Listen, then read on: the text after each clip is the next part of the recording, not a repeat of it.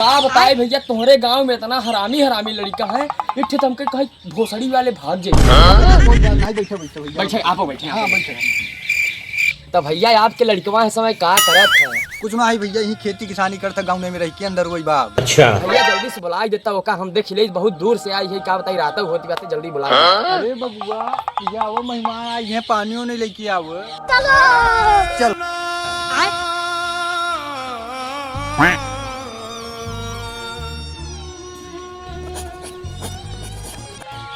तब बबुआ पढ़ाई लिखाई कहाँ तक करे है? बोबा हम 5 तक पढ़ाई करे है।